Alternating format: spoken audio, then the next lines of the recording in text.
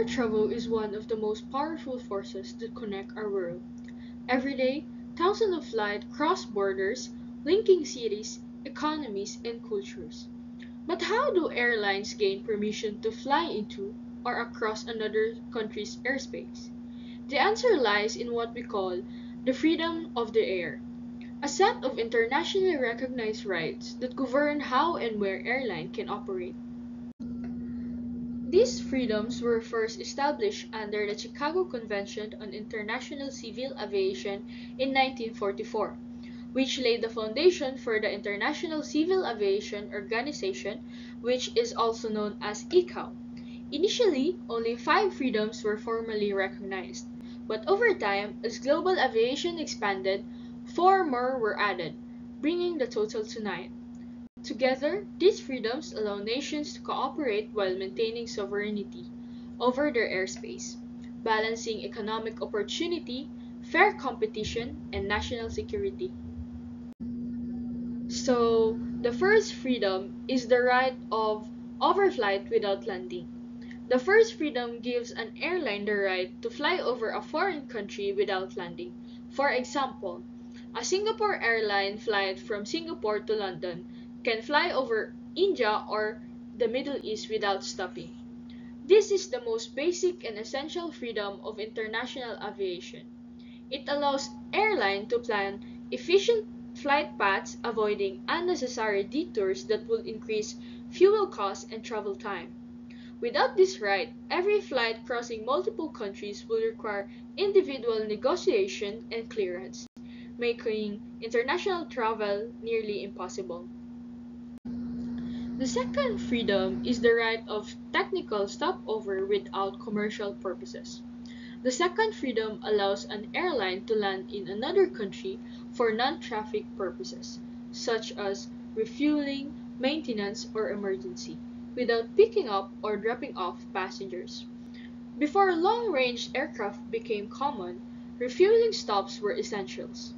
This right ensures operational flexibility, particularly for cargo carriers and long-distance flights that exceed an aircraft range. It also covers unexpected situations like medical emergency or weather diversions.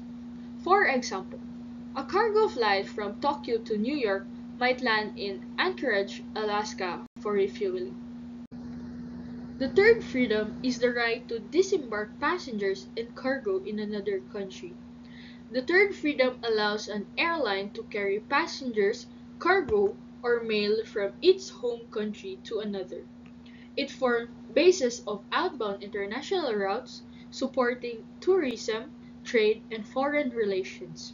This right benefits a country's economy by allowing its airlines to access global markets. For example, Philippine Airlines flies from Manila to Los Angeles, carrying Filipino passengers, tourists, and exports abroad. The fourth freedom is the right to board passengers and cargo from another country. The fourth freedom is the reverse of the third freedom. It allows an airline to carry passengers or cargo from a foreign country back to its home country. Without the fourth freedom, airlines could only fly outbound, creating inefficiency and imbalance.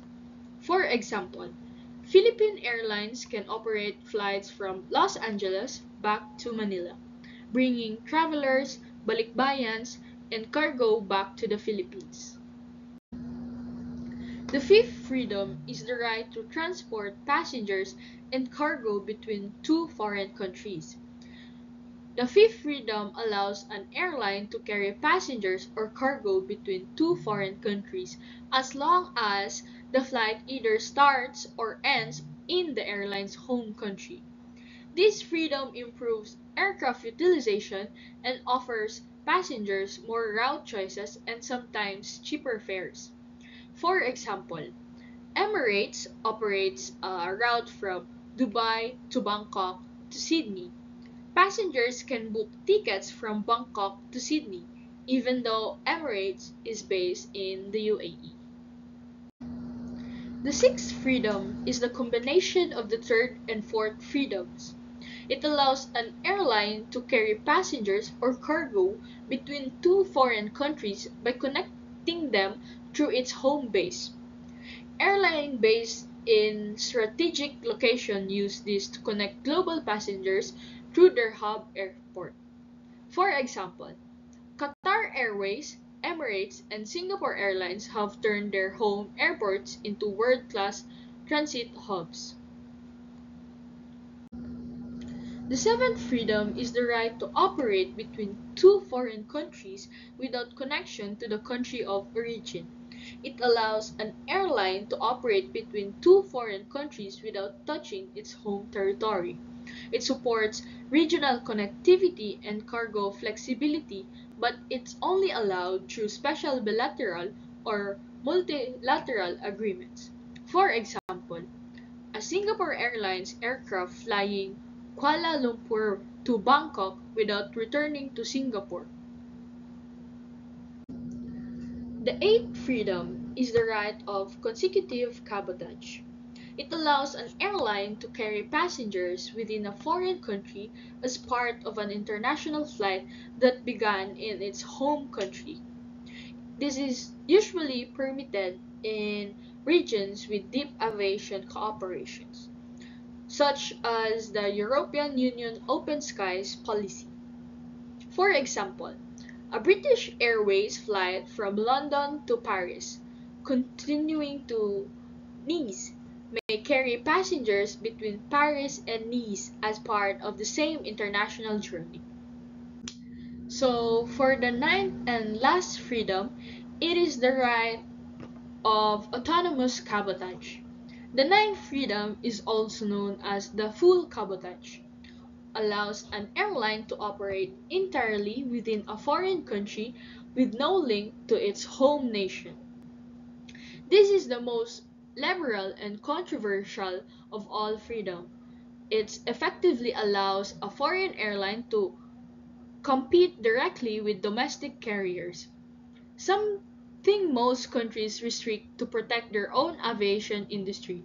However, regions with open skies like the European Union allow this among member states. For example, is a foreign airline operating domestic flights between Manila and Cebu, completely within the Philippines, will require a ninth freedom rights.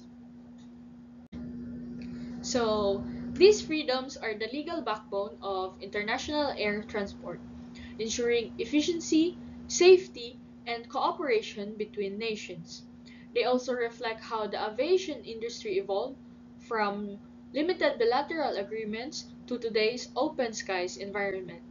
Without these freedoms, the global airline network we rely on today, connecting over 40,000 city pairs worldwide, will not exist. So, that will be all. Thank you.